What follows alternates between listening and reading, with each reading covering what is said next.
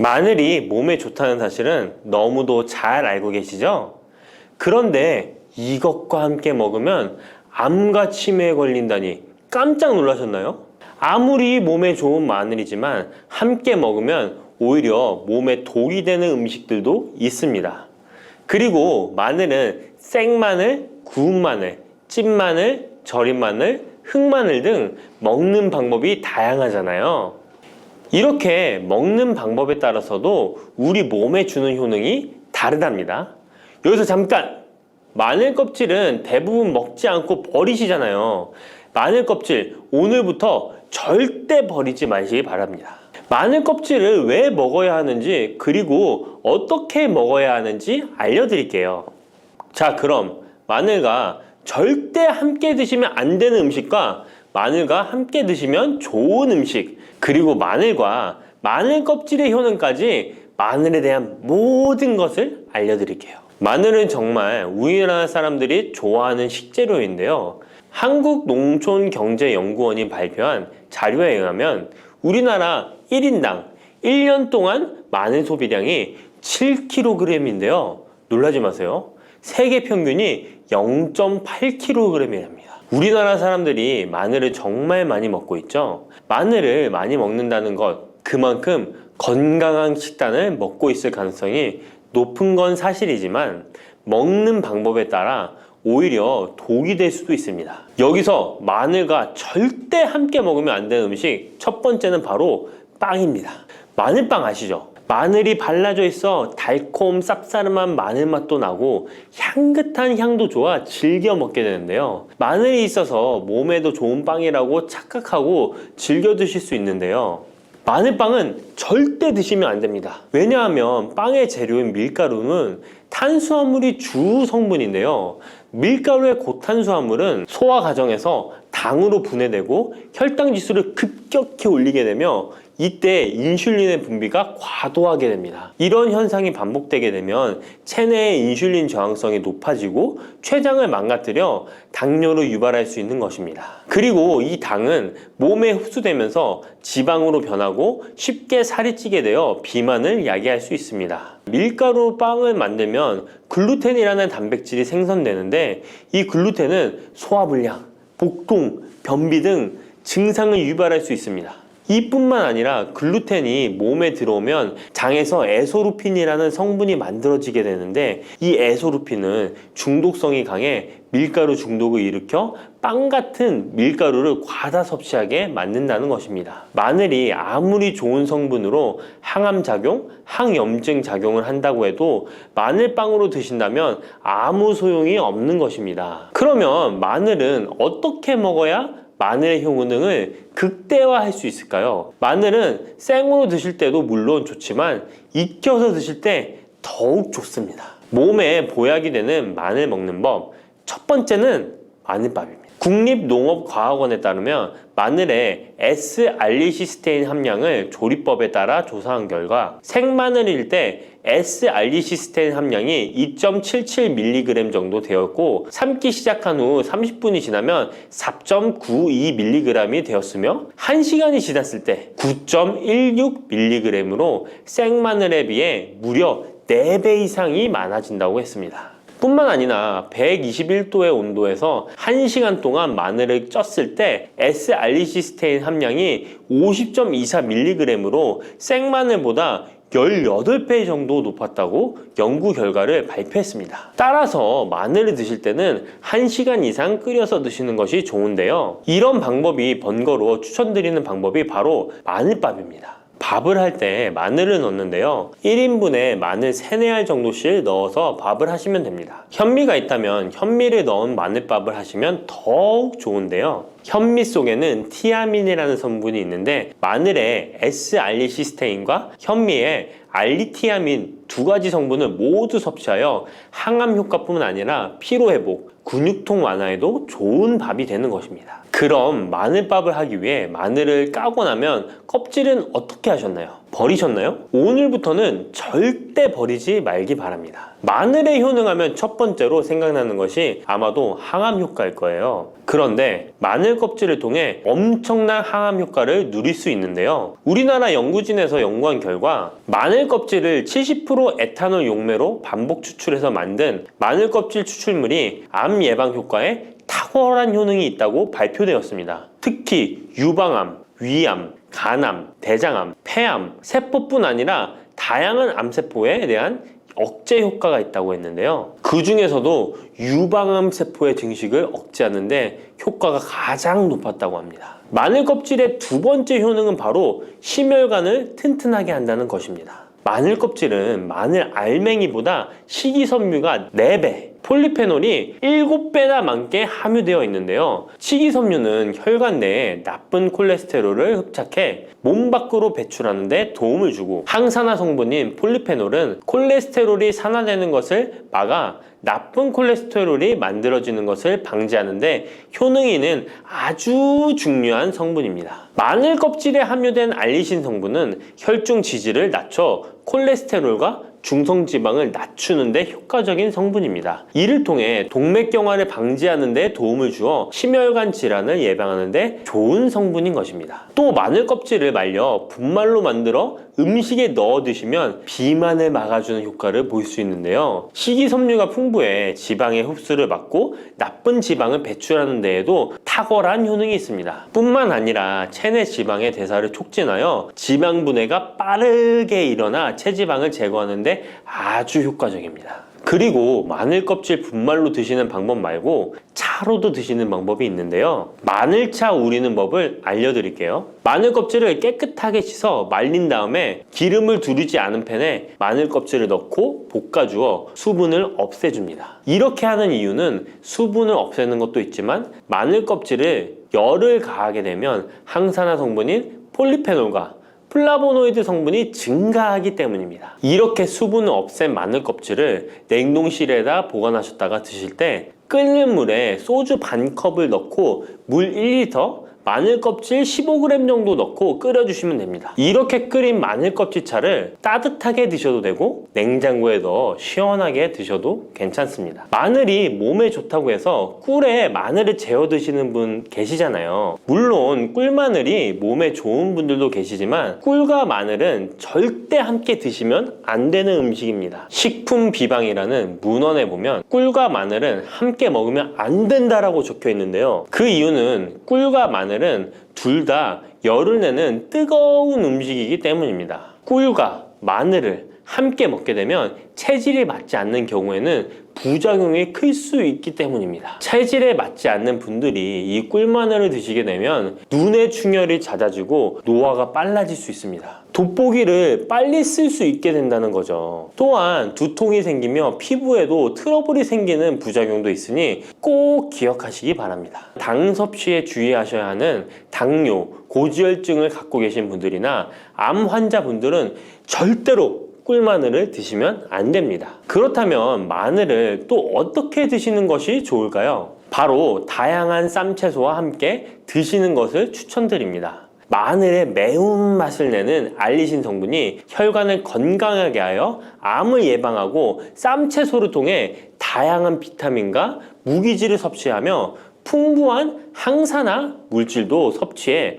활성산소를 제거하고 혈관을 깨끗하게 해 노화를 방지하고 활력이 넘치는 건강한 몸이 될 수 있는 것이죠. 그런데 마늘을 반찬으로 만들어 드실 때 절대 드시면 안 되는 것이 있습니다. 그것은 바로 마늘장아찌입니다. 아니, 마늘장아찌가 왜? 라고 의문이 생기는 분들이 계시죠? 모든 마늘장아찌가 안 된다는 것이 아니라 설탕이 많이 들어간 마늘장아찌는 만들어 드시면 안 됩니다. 시중에 판매되는 마늘장아찌에는 설탕이 많이 들어가 있을 가능성이 높으니 절대 드시지 않기를 바랍니다. 몸에 좋은 마늘도 설탕과 함께 먹으면 오히려 독이 되는데요. 설탕이 많이 함유된 마늘장아찌를 드시게 되면 혈당이 급격하게 오르고 인슐린 저항성이 높아지며 혈액 속에 중성 지방이 많아져 혈액을 끈적하게 만들게 됩니다. 또한 설탕을 많이 섭취하게 되면 뇌에서 기억력을 담당하는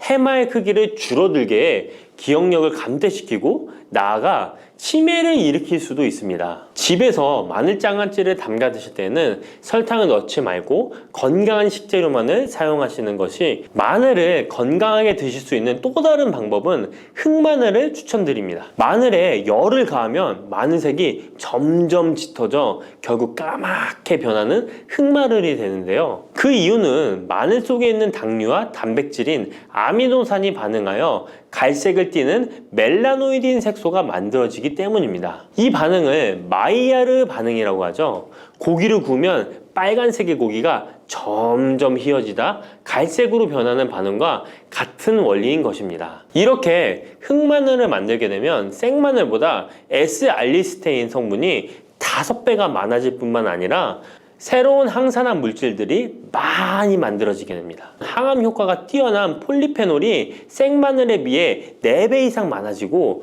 위액 분비를 촉진해 소화를 잘 되게 하는 효능도 있으니 잊지 마시고 흑마늘을 만들어 주시기 바랍니다. 마늘은 또 요리할 때 많이 사용하는 재료인데요. 마늘을 얇게 썰어 기름에 튀긴 마늘 튀김을 절대 드시면 안 됩니다. 기름에 마늘을 튀기면 마늘 향도 좋고 마늘의 매운맛은 없어지고 단맛은 좋아져 남녀노소 좋아하는 식재료가 되는데요. 뜨거운 기름에 튀긴 마늘은 우리 몸에 좋은 항산화, 항암 물질들을 파괴하고 몸에 안 좋은 탄수화물만 남은 음식이 됩니다. 마늘을 튀길 때 사용하는 기름은 오메가6 지방산이 많은 식용유를 사용하게 되는데요. 이런 기름을 많이 먹게 되면 몸 안에 지방산 불균형이 일어나 염증 수치가 높아질 수 있습니다. 튀긴 마늘을 섭취하게 되면 당 독소 또한 높아져 결국 우리 몸에 인슐린 저항성이 높아지는 악영향을 주는 것이죠. 만약 기름에 튀긴 마늘을 드시고 싶다면 한 가지 방법이 있는데요. 그것은 올리브유를 사용하시고 불을 오래 가열하지 말고 살짝만 가열하여, 마늘도 튀기듯이 오래 하지 말고 살짝만 익혀서 드시면 향도 좋고 몸에도 좋은 마늘을 드실 수 있습니다. 올리브유를 이용한 마늘을 드시는 방법 하나 더 알려드리겠습니다. 그것은 올리브유에 마늘을 재워 먹는 방법인데요. 먼저 마늘을 끓는 물에 넣어 5분 정도 데쳐주시고요. 소독된 병에 마늘을 담고 올리브유를 가득 담아줍니다. 이때 통후추를 조금 넣어주면 풍미를 더욱 높일 수 있습니다. 올리브유와 마늘이 만나 항산화 성분, 항암 물질이 극대화되어 혈관을 튼튼히 하고 혈전의 생성을 막고 혈류를 원활하게 하여 치매를 예방하고 심장마비와 뇌졸중까지 예방할 수 있는 보약이 되는 것입니다. 이렇게 만든 마늘 올리브유 절임은 반찬으로 드셔도 좋고 생선 요리를 할 때 이 마늘을 으깨어 생선에 발라주면 생선 비린내를 잡아줄 뿐만 아니라 마늘과 올리브유의 풍미가 더해져서 더욱 맛있는 요리가 될 수 있습니다. 이렇게 좋은 마늘도 드실 때 주의하셔야 할 분들이 계신데요. 마늘의 효능 중에 혈전을 제거하고 혈류를 원활하게 하는 효능이 있었잖아요. 이런 효능이 혈액을 묽게 만들기 때문인데요.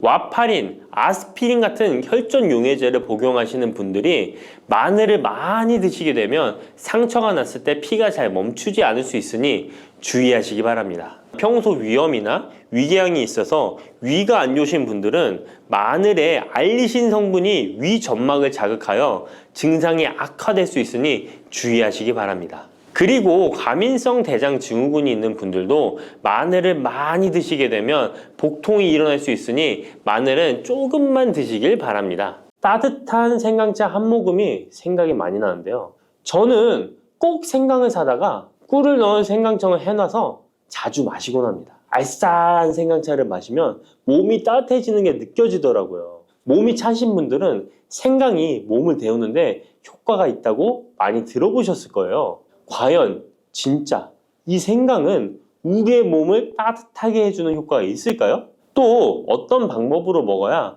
효과가 좋을지 같이 알아볼게요. 생강은 다양한 건강 효능을 가지고 있어 요즘 많은 사람들이 주목하는 식품 중 하나인 거 알고 계시나요? 생강은 우리 몸에 여러 가지 유익한 성분들이 함유되어 있는데요. 그 중에서도 진저론, 쇼가올, 진저롤 성분들은 생강의 특유의 매운맛과 향을 내는 성분들이기도 합니다. 특히 이 성분들은 노년층에게도 유익한 성분이라서 건강관리에 큰 도움이 될 수 있는데요. 주목할 만한 생강의 대표적인 성분 3가지 바로 소개해 드릴게요. 생강의 첫 번째 성분은 진저론입니다. 진저론은 생강에서 가장 대표적인 활성 성분으로 생강의 매운맛과 특유의 향을 담당하고 있는데요. 진저론은 항산화 효능이 뛰어나며 세포 손상을 막아주고 노화를 예방하는 데 도움이 됩니다. 또한 진저론은 소염 작용을 가지고 있어 염증을 줄이고 통증 완화에도 효과가 있는데요.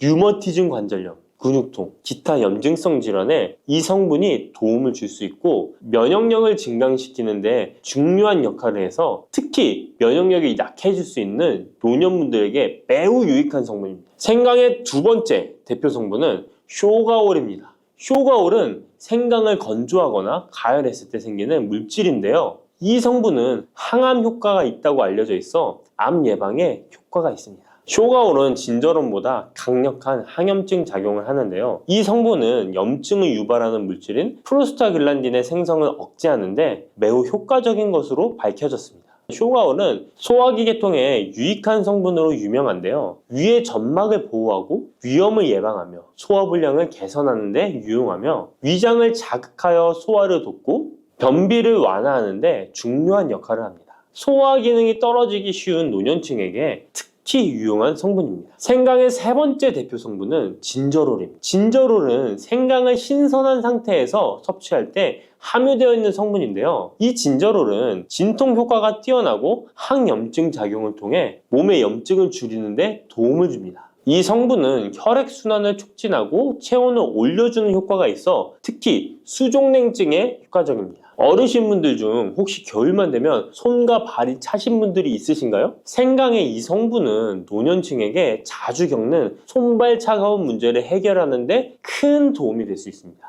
또한 항균과 항바이러스 성질을 가지고 있어 감염 예방에 도움을 받을 수 있으므로 호흡기 질환을 예방하고 증상을 완화하는 데 효과적인 성분입니다. 혹시 중국의 성인 공자를 아시나요? 누구든지 한 번쯤은 들어보셨을 텐데요. 공자는 살아생전에 먹는 음식도 매우 철저하게 관리했다는데요. 공자가 매 식사마다 생강을 빼놓지 않고 먹었다는 것 알고 계셨나요? 공자는 생강이 얼마나 몸에 좋은지 그 옛날부터 알고 있었던 것이죠. 공자는 73세에 생을 마감했는데 그 옛날 평균 수명을 생각하면 어마어마하게 장수를 했던 것이죠.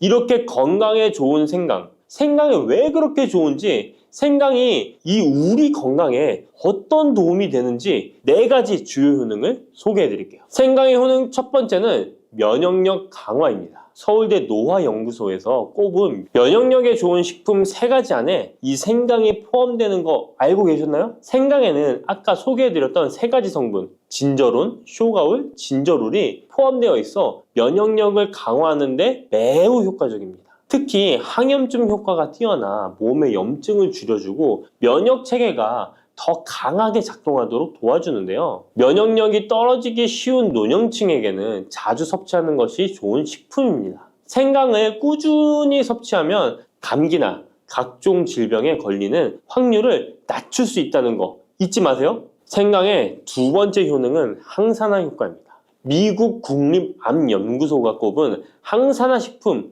1등급인 생강은 진저론과 쇼가올 같은 성분이 포함되어 있는데요. 이 성분들은 강력한 항산화 효과를 가지고 있으며 이 항산화 물질은 우리 몸에서 자유 라디칼이라는 유해 물질을 제거해 주어 노화, 염증, 심혈관 질환과 각종 질병을 예방하는 데 중요한 역할을 합니다. 특히 생강은 세포의 산화 스트레스를 줄이고 피로 회복과 노화 방지에 효과적이어서 건강한 노년을 위해 꼭 필요한 식품이라고 할 수 있죠. 생강의 세 번째 효능은 바로 수족냉증 완화입니다. 수족냉증은 특히 노년층에게 흔하게 나타나는 증상 중 하나인데요. 손발이 차가워지고 특히 겨울철에 더 불편함을 겪는 분들이 많으시죠. 생강은 혈액순환을 촉진시켜주는 효과가 있어 수족냉증을 완화하는 데 탁월합니다. 생강의 진저롤 성분이 체온을 높여주고 혈관을 확장시켜서 손발이 따뜻해지는 데 도움을 줍니다. 또한 한의학에서는 생강이 몸의 찬 기운을 밖으로 내보내주고 또 몸 안에 열을 발산해주는 효능이 있다고 유명한데요. 우리 옛 조상부터 이 생강이 몸을 따뜻하게 해주는 효과가 있다는 것을 알고 있었던 것이죠. 생강의 네 번째 효능은 소화불량 개선입니다.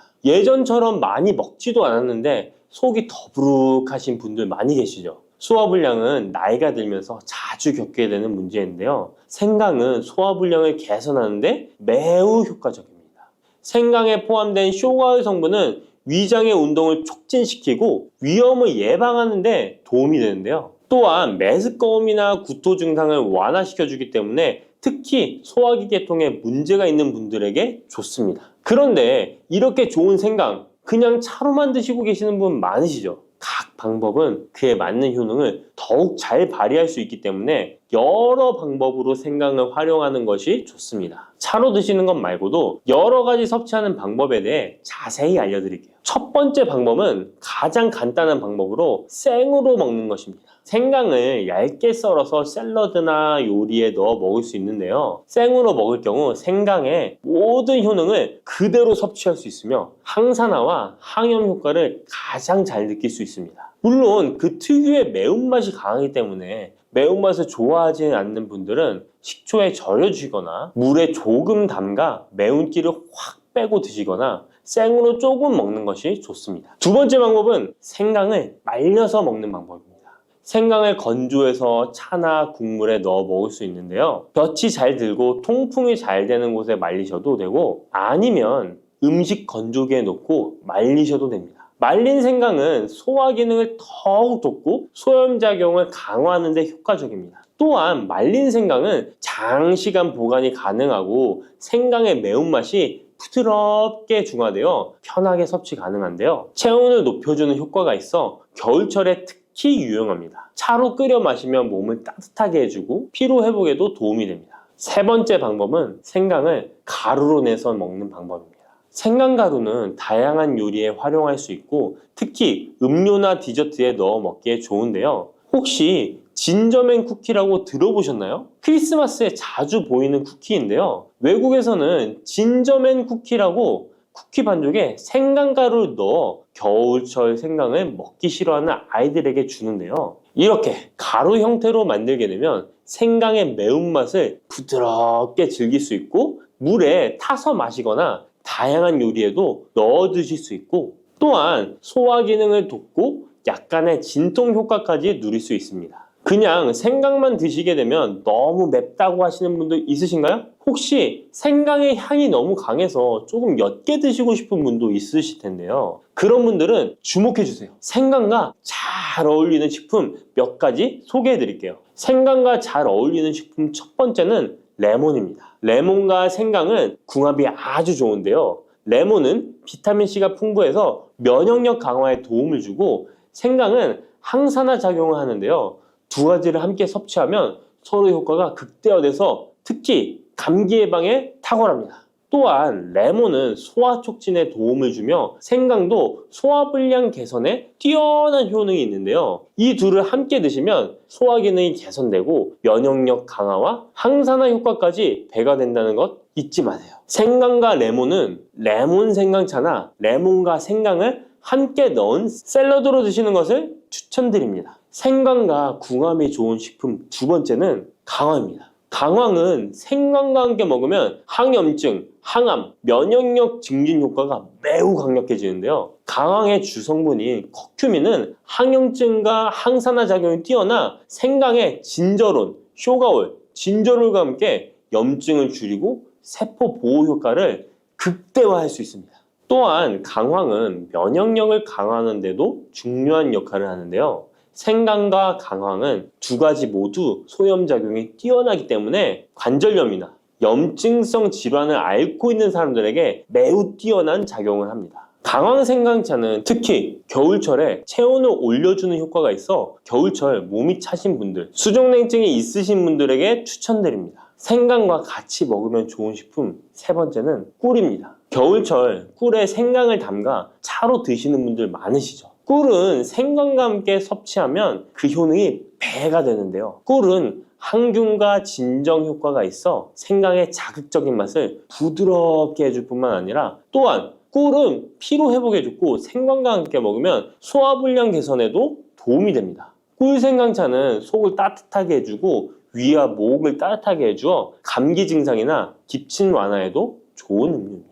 이렇게 건강에 좋은 생강, 몸에 좋다고 많이 드셔도 될까요? 모든 식품은 과, 유, 불, 급인데요. 생강도 마찬가지로 적절히 섭취해야 효과가 있습니다. 또한 잘못 먹으면 몸에 해가 되는 부작용이 있을 수 있기 때문에 몇 가지 유의사항을 알아두는 것이 중요한데요. 바로 알려드릴게요. 생강을 저장할 때 대충 비닐에 보관하셨다가 곰팡이 피신 분도 있으시죠? 생강은 곰팡이가 생기지 않도록 주의해야 하는데요. 생강은 수분 함량이 많아 습기에 민감하고 곰팡이가 쉽게 생길 수 있습니다. 이때 곰팡이가 생긴 생강은 섭취하지 않도록 하세요. 생강에 핀 곰팡이는 미코톡신이라는 독소를 생성하는데요. 일부 미코톡신은 인체에 매우 유독해 간과 신장, 면역체계에 심각한 손상을 줄 수 있습니다. 생강의 일부분만 곰팡이가 생겨도 이 독이 생강 전체에 퍼질 수 있어 곰팡이 핀 생강은 아깝더라도 전체 다 버리셔야 한다는 거 잊지 마세요. 곰팡이가 피지 않도록 생강을 보관할 때는 통풍이 잘 되는 곳에 보관하고 습기가 많은 곳은 피하는 것이 좋습니다. 생강은 많은 효능을 가지고 있지만 과다 섭취할 경우 부작용이 있을 수 있는데요. 너무 많이 지나치게 먹으면 속이 쓰리거나 위염이나 위장장애를 일으킬 수 있습니다. 하루에 2에서 3g 정도로 섭취하는 것이 적당하며 위장에 민감한 분들은 조금 더 적은 양을 섭취하는 것이 좋다는 것 기억하세요. 여러분, 달콤 쌉쌀한 계피 좋아하시나요? 저는 향긋한 수정과도 좋아하고 계피가루를 얹은 라떼도 매우 좋아하는데요. 계피는 단순히 향긋한 맛을 주는 향신료 이상의 효능을 가지고 있다는 것 알고 계신가요? 우리가 몰랐던 계피의 효능은 함께 먹으면 좋은 음식들, 그리고 주의할 점까지 자세히 알려드릴게요. 첫 번째 계피의 효능은 바로 암 예방 효과입니다. 계피는 항산화 성분이 풍부한 음식인 거 아시나요? 우리나라뿐만 아니라 전 세계적으로 계피는 많은 사랑을 받고 있는데요. 향이 좋을 뿐만 아니라 계피의 효능 또한 뛰어나기 때문입니다. 계피에는 항산화 물질이 함유되어 있는데요. 이런 항산화 물질은 우리 몸의 세포가 노화되거나 손상되는 것을 막아주는 역할을 합니다. 특히 계피에 들어있는 시나믹 알데하이드라는 성분이 강력한 항암 효과를 가지고 있어 암세포의 성장을 억제하는 효과가 있는 것이죠. 연구에 따르면 계피는 특히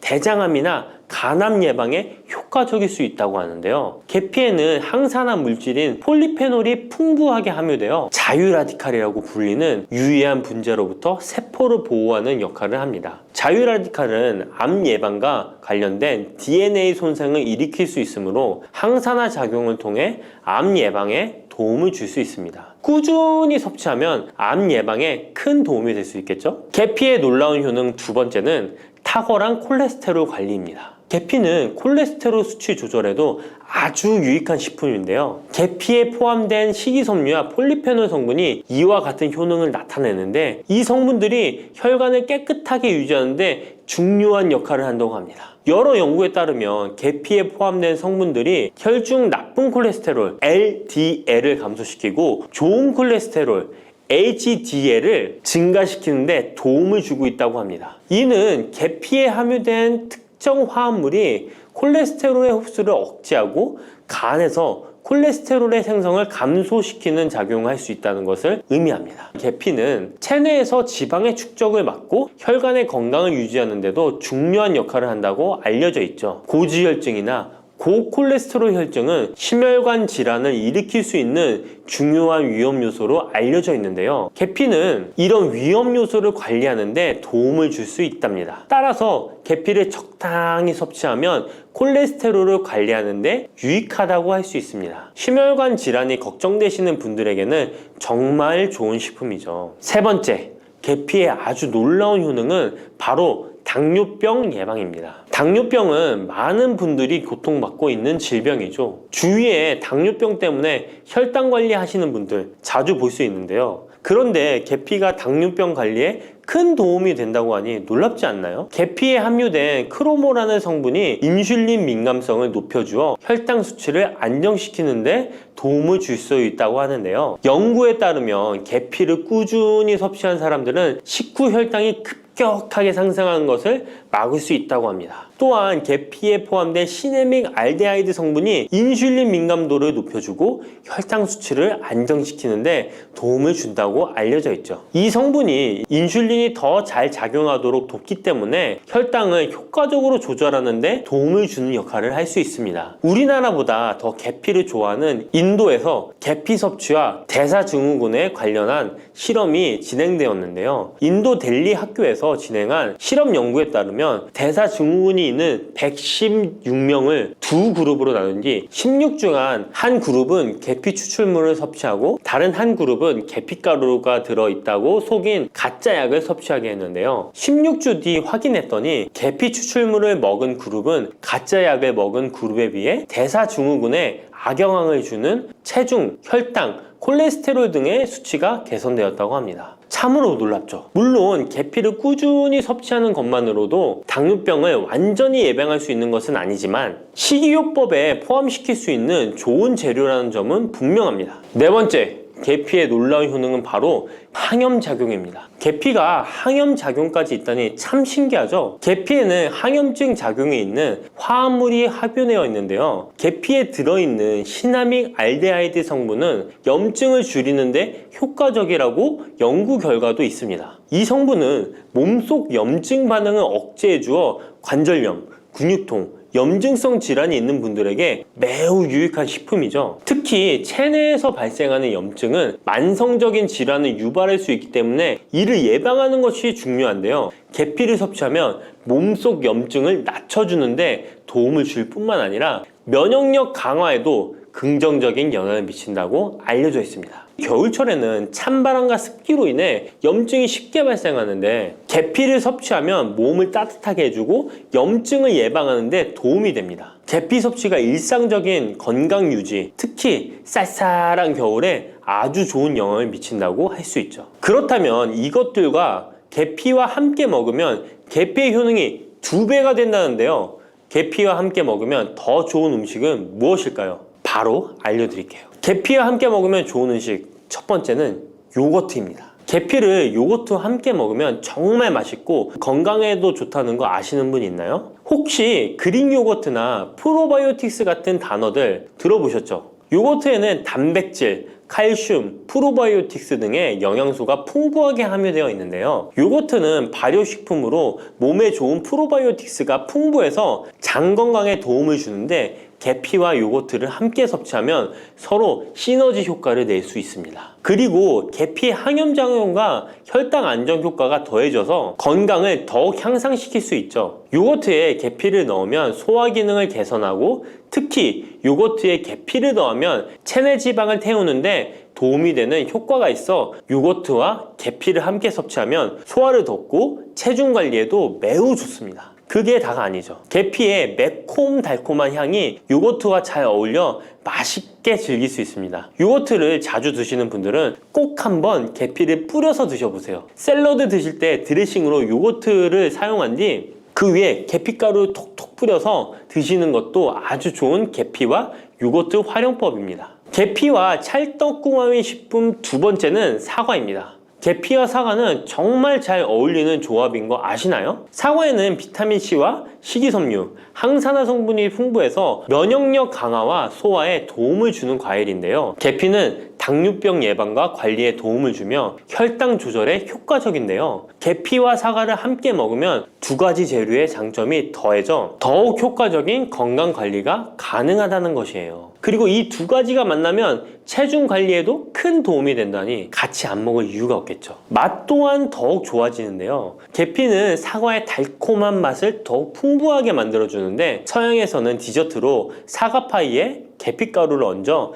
향긋하게 즐기는 게 유명하죠. 같이 섭취할 때는 사과에 계피를 뿌려서 간단히 먹거나 사과를 얇게 썰어 계피를 뿌려 먹으면 더욱 맛있고 건강한 간식이 될 수 있다는 것 기억해 주세요. 세 번째, 계피와 먹으면 좋은 음식은 바로 커피입니다. 계피와 커피는 정말 좋은 궁합을 자랑한다는 거 아셨나요? 커피는 카페인 덕분에 활력을 주는 음료인데요. 커피의 쓴맛이 사람마다 호불호가 갈릴 수 있습니다. 그런데 계피를 커피에 넣으면 그 쓴맛이 부드럽게 변화하면서 더 풍부하고 깊은 맛을 느낄 수 있는데요. 계피가 커피의 쓴맛을 부드럽게 감싸주기 때문에 커피를 마시는 동안에 입안에 더 부드러운 느낌을 주게 되는 것이죠. 계피는 항염증 효과와 항산화 효과가 뛰어나서 커피와 함께 마시면 건강 효과도 한층 더 올라가는데요. 커피 자체에도 많은 항산화 물질이 포함되어 있는데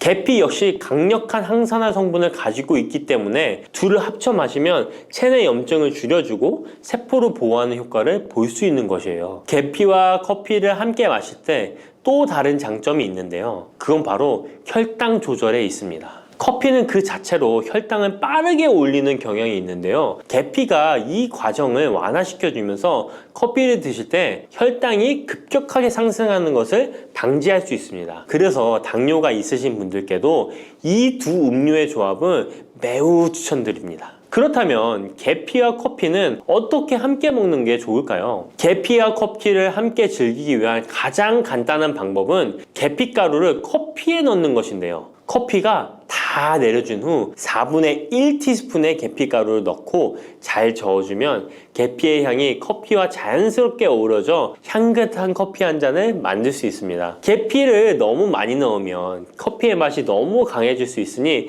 적당량을 넣어주는 것 잊지 마세요. 또한 계피 스틱을 사용해 커피를 우려내는 방법도 있는데요. 커피를 내린 후에 계피 스틱을 커피에 넣고 몇 분간 우려내면 계피의 향이 은은하게 배어들어 훨씬 더 맛있고 건강한 커피를 즐길 수 있습니다. 계피 스틱을 사용하면 시각적으로도 멋진 효과를 줄 수 있기 때문에 커피를 더욱 고급스럽고 멋스럽게 즐기고 싶다면 계피와 커피 꼭 한번 같이 우려보세요. 계피와 찰떡궁합 꿀조합을 알려드렸다면 이번에는 계피와 함께 먹으면 몸에 해가 되는 음식이 있다는 것을 알고 계신가요?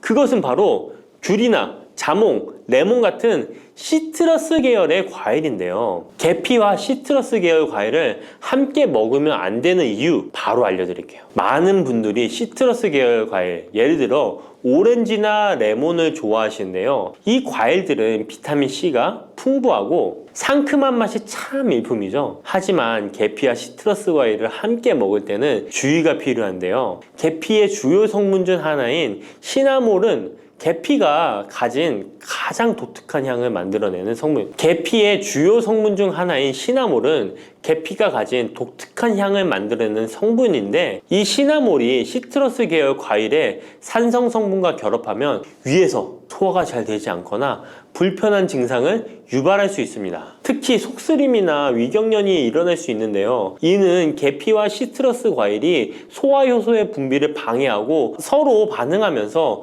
위에 자극을 주기 때문입니다. 거기에다 시트러스 과일의 산도가 더해져 위산이 과도하게 분비될 수 있기 때문에 계피와 오렌지, 레몬, 귤과 같은 과일들을 함께 먹는 것은 피하는 것이 좋습니다. 만약 계피와 과일을 함께 즐기고 싶다면 아까 알려드렸던 사과도 매우 좋고 아니면 배도 계피와 잘 어울리는데요. 이러한 과일 소화에도 부담을 주지 않기 때문에 이제부터 계피와 과일을 함께 드시고 싶다면 꼭 유의해 주세요. 계피가 많은 효능을 가지고 있지만 부작용도 있을 수 있는데요. 계피를 섭취할 때 주의할 점은 무엇일까요? 그건 바로 과다 섭취, 간에 손상을 줄 수 있기 때문입니다. 계피는 적당히 섭취하면 건강에 많은 도움을 주지만 과다 섭취 시에 간에 부담을 줄 수 있다는 거 아셨나요? 특히 일반적으로 판매되는 카시아 계피는 쿠마린이라는 성분을 포함하고 있는데요. 이 성분은 과다 섭취 시에 간 손상을 일으킬 수 있습니다.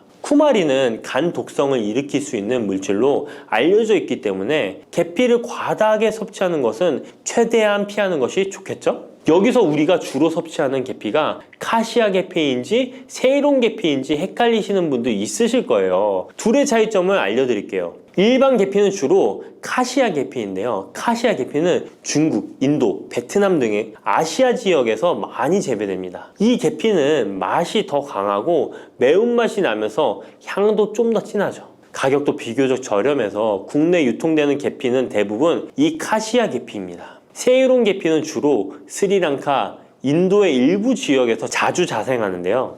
이 세이론 계피는 쿠마린의 함량이 매우 적답니다. 그래서 세이론 계피는 일반 계피보다 상대적으로 많이 섭취해도 건강에 부담이 적다는 것이죠. 세이론 계피는 향도 더 섬세하고 가벼운 느낌을 준다는 건데요. 세이론 계피는 더 희귀하고 가격이 비싸고 고급 계피로 취급되며 주로 건강식품이나 고급 요리에 사용됩니다. 앞서 말했듯이 우리가 쉽게 구할 수 있는 계피는 카시아 계피인데요. 그래서 섭취할 때는 보통 하루에 1에서 2g 정도 섭취하는 것이 안전한 양으로 권장되고 있고, 과다 섭취로 계피의 부작용을 경험하고 싶지 않으시다면 계피를 섭취할 때는 적당량을 지키는 것이 중요합니다. 꼭 기억해 주세요. 혈관을 깨끗하게 하고 당뇨를 예방하려면 땅콩을 이렇게 드셔야 합니다. 여러분, 땅콩 좋아하시는 분 있으신가요? 저는 땅콩과 건어물을 안주로 참 좋아하는데요. 이런 맛있는 땅콩이 건강에 좋은 효능들이 많다는 것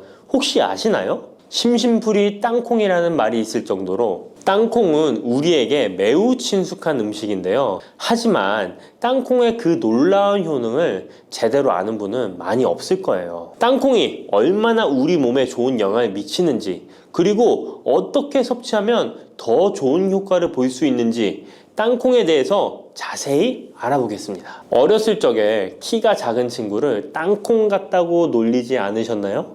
작은 땅콩 한 알에는 단백질, 지방, 탄수화물, 식이섬유는 물론 비타민 E, B군, 칼륨, 마그네슘, 철분, 폴리페놀, 폴라보노이드, 레스베라트롤 등 여러 가지 몸에 좋은 영양소가 매우 풍부하게 들어있는데요. 이렇게 영양이 풍부하고 맛도 고소한 땅콩의 놀라운 효능 7가지 바로 소개해 드릴게요. 땅콩의 놀라운 효능 첫 번째는 심혈관 질환 개선입니다. 미국 심장학회에서 땅콩을 추천 음식으로 소개한 것 알고 계신가요? 땅콩의 크기는 작지만 땅콩 안에 들어있는 영양소는 결코 작지 않습니다. 땅콩은 불포화 지방산을 많이 함유하고 있고, 특히 땅콩에 함유된 모노불포화 지방산과 다불포화 지방산은 나쁜 콜레스테롤인 LDL 수치를 낮추고 좋은 콜레스테롤인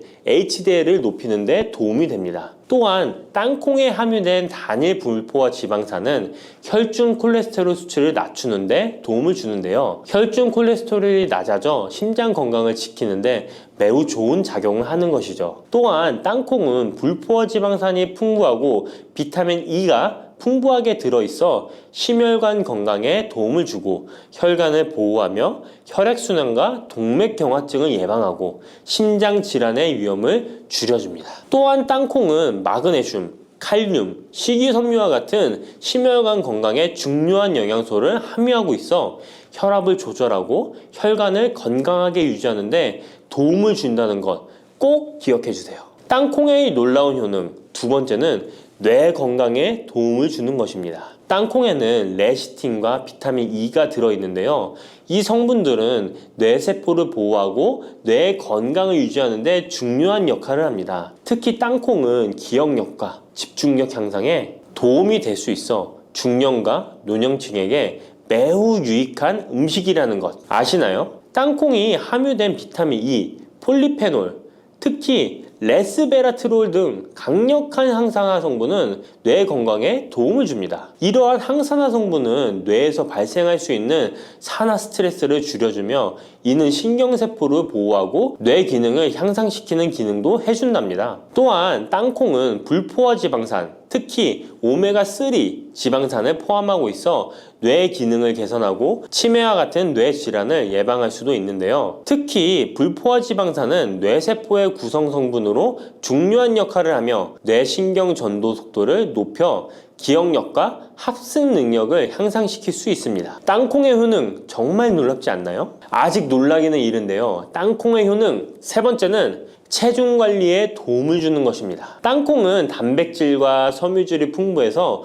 조금만 먹어도 포만감을 오래 유지시켜주는데요. 그래서 과식을 예방하고 체중을 관리하는 데 도움을 줄 수 있죠. 그냥 땅콩도 좋지만 땅콩을 갈아 만든 땅콩 버터도 포만감을 오래 유지시켜줘서 과식을 방지하는 데 효과적입니다. 또한 단백질과 지방산이 풍부해서 에너지를 공급하고 건강한 체중 관리를 돕습니다. 하지만 모든 음식은 과유불급, 작지만 영양이 풍부한 땅콩은 고칼로리 식품이기 때문에 하루에 10알에서 20알 정도 적당량을 섭취하는 것이 중요하다는 것 꼭 기억해 주세요. 땅콩의 놀라운 효능 네 번째는 바로 당뇨 관리 효능입니다. 땅콩이 당뇨에 효능이 있다니 신기하죠? 땅콩에는 불포화 지방산이 많이 함유되어 있고 혈당 수치가 낮아서 혈당을 천천히 올리는 효과가 있는데요. 그래서 당뇨병 환자들에게도 좋은 간식으로 평가되고 있습니다. 또한 땅콩에 포함된 섬유질과 단백질이 혈당을 안정적으로 유지하는 데 도움을 주는데요. 땅콩에 포함된 식이섬유 또한 혈당의 흡수를 늦추고 혈당 수치를 안정적으로 유지하는 데 도움을 준다는 것입니다. 뿐만 아니라 땅콩의 마그네슘과 비타민 B9는 인슐린 감수성을 향상시키는데 도움을 주고 이로 인해 땅콩은 당뇨병 예방 및 혈당 관리에 탁월한 식품으로 평가되고 있죠. 땅콩의 효능 정말 놀랍지 않나요? 아직 안 끝났습니다.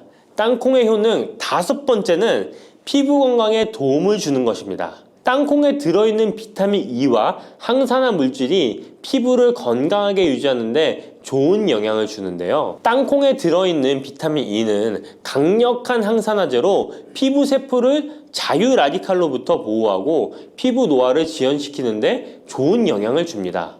이 성분은 피부의 탄력을 유지하고 주름을 예방하는 데 효과적이며 피부 노화를 방지하고 염증을 줄이며 피부를 매끄럽고 촉촉하게 만들어줍니다. 그래서 땅콩은 아름다운 피부를 위한 좋은 식품이죠. 그리고 땅콩에 포함된 불포화 지방산, 특히 올레산과 리놀렌산은 피부의 수분 유지를 도와 피부가 건조해지지 않도록 하며 염증을 줄여 피부 트러블을 완화하는 데 도움을 줄 수 있습니다. 뿐만 아니라 땅콩에는 아연이 포함되어 있어 피부 회복에 중요한 역할을 합니다.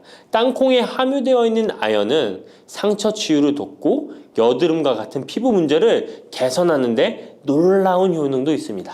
땅콩의 효능 여섯 번째는 소화 건강에 도움을 주는 것입니다. 땅콩에는 식이섬유가 풍부해 소화 시스템에 좋은 영향을 주는데요. 식이섬유는 장의 움직임을 촉진시켜 변비를 예방하고 장내 유익한 미생물의 활동을 도와줘서 장 건강에 매우 좋은 환경을 만들어줍니다. 또한 땅콩에 포함된 불용성 섬유는 특히 장을 자극해 배변을 원활하게 하고 장의 건강을 유지하는 데 중요한 역할을 하는데요. 이 섬유는 장에서 물을 흡수하여 변을 부드럽게 만들어줍니다. 땅콩의 놀라운 효능 일곱 번째는 좋은 단백질과 건강한 지방 섭취에 좋은 공급원입니다. 땅콩은 고기나 다른 동물성 단백질에 비해 지방이 적고 채식주의자나 비건이 단백질을 섭취할 때 아주 유용한 대체 식품이 될 수 있는데요. 100g의 땅콩은 약 25에서 30g의 단백질을 함유하고 있다는 것 아시나요? 우리가 흔히 좋은 단백질 공급 식품이라고 생각하는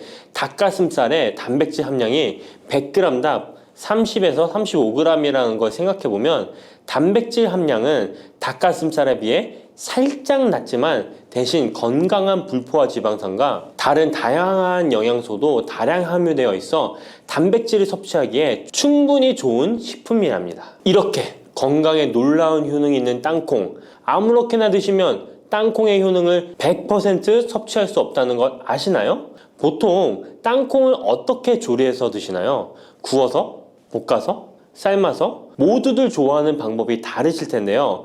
생땅콩을 먹는 것이 가장 좋다라고 들으신 분들도 있으실 거예요. 과연 땅콩을 가공하지 않고 생으로 먹는 것이 가장 좋은 방법일까요? 정답은 아니오입니다. 생땅콩에는 독성이 있을 수 있는 물질인 아플라톡신이 포함되어 있을 수 있기 때문에 이를 피하기 위해서는 반드시 충분히 익혀 먹어야 하는데요. 볶거나 구운 땅콩은 아플라톡신을 제거할 수 있어 안전하게 섭취할 수 있지만 그보다는 땅콩을 삶아서 먹는 것이 더 건강에 좋다는 것 알려드릴게요. 땅콩을 삶았을 때 더욱 건강에 좋은 이유 몇 가지가 있는데요. 바로 알려드릴게요. 첫 번째, 삶은 땅콩은 볶은 땅콩에 비해 항산화 성분이 더 많습니다. 볶을 때 일부 항산화 성분이 파괴될 수 있고, 또한 땅콩의 껍질에는 폴리페놀과 레스베라트롤이 풍부하게 함유되어 있기 때문에 땅콩을 볶은 뒤 버리는 껍질은 이런 몸에 유익한 성분들을 섭취할 수 없기 때문입니다. 두 번째, 삶은 땅콩은 과일산이 더 적고 식이섬유도 풍부한데 이로 인해 소화가 더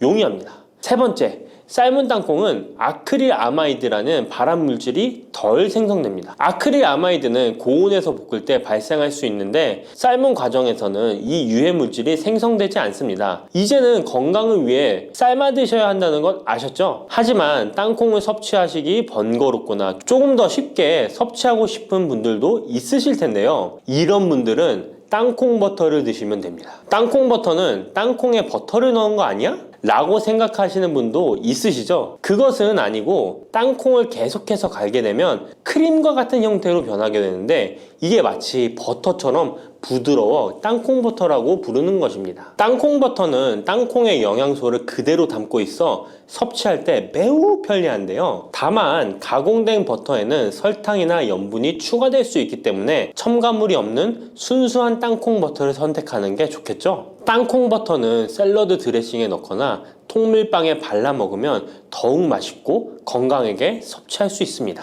맛도 좋고 건강에도 좋은 땅콩, 이렇게 좋은 땅콩도 섭취하실 때 몇 가지 주의할 점이 있다는 것 알고 계신가요? 땅콩을 섭취할 때 주의할 점들 알려드릴게요. 땅콩 섭취 시 유의할 점 첫 번째는 알레르기입니다. 땅콩 알레르기 있는 분은 절대 땅콩을 드시면 안 되는데요. 땅콩은 알레르기를 일으킬 수 있는 대표적인 식품이기 때문에 본인이 알레르기가 있는 걸 인지하시는 분이라면 절대 피하셔야 합니다. 땅콩 알레르기는 가벼우면 목, 혀의 가려움이나 발진 등이 일어날 수 있는데요. 만약 알레르기 증상의 정도가 심하다면 호흡곤란, 혈압저하, 아나필락시스 등 매우 심각한 반응을 일으킬 수 있으므로 알레르기 반응이 있다면 즉시 땅콩 섭취를 중단하시고 의사와 상담받는 것이 필요합니다. 또한 땅콩이 들어간 음식이 아니어도 전에 같은 조리기구를 사용해서 만든 요리도 땅콩의 성분이 남아있을 수 있어 알레르기가 있는 사람에게는 위험할 수가 있는데요. 알레르기가 있는 분은 꼭 땅콩이 들어갈 수 없는 환경에서 조리가 된 건지 확인하는 게 중요합니다. 땅콩을 섭취할 때 유의사항 두 번째는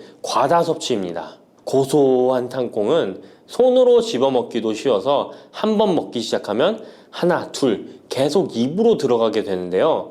하지만 이렇게 계속 먹다간 아무도 모르는 사이에 체중이 증가할 수 있습니다. 땅콩은 고칼로리 식품이기 때문인데요. 하루 권장 섭취량은 약 10알에서 20알 정도 넘기지 않도록 주의하시고 적당량을 섭취하는 것이 중요합니다. 세 번째, 땅콩 섭취 시 주의할 점은 염분과 설탕이 추가된 가공식품을 피하는 것입니다. 땅콩이 몸에 좋다고 해서 시중에 판매되는 땅콩 버터나 땅콩 과자까지 좋은 것은 아닌데요. 땅콩의 겉면 위에 염분이나 설탕이 많이 포함된 제품들이 있습니다. 이러한 제품을 자주 섭취하면 혈압 상승이나 당뇨 유발 등의 문제가 발생할 수 있으므로 첨가물이 적은 제품을 선택하는 것이 좋습니다. 또한 땅콩 버터를 섭취할 때도 뒤에 성분표를 꼭 확인하셔야 하는데요. 맛으로 먹는 거라면 상관없지만 건강을 위해서 땅콩 버터를 섭취하시는 것이라면 100% 땅콩으로만 만들어진 제품인지 살펴보시고 구매해야 합니다. 땅콩 섭취 시 유의할 점 네 번째는 보관이 잘 된 땅콩을 섭취해야 하는 것입니다. 땅콩이 건조된 식품이라고 생각해서 실온에 대충 보관해 놓진 않으셨나요? 땅콩은 고지방 식품으로 지방산이 많이 포함되어 있기 때문에 산패가 될 수 있는데요. 산패된 지방산은 인체에 유해한 물질인 과산화지질을 생성할 수 있으며 이는 세포와 조직에 손상을 일으킬 수 있습니다. 땅콩이 보관 상태가 부적절해지면 곰팡이가 자주 발생하는데 이 곰팡이는 아플라톡신이라는 독소를 생성할 수 있습니다. 아플라톡신은 강력한 발암 물질로 알려져 있으며 장기적으로 섭취할 경우 간에 손상을 주거나 간암을 일으킬 수 있는 위험한 물질이죠. 따라서 땅콩을 보관할 때는 통풍이 잘 되고 건조한 장소에 보관해야 하며 곰팡이가 발생한 땅콩은 절대 섭취해서는 안 됩니다.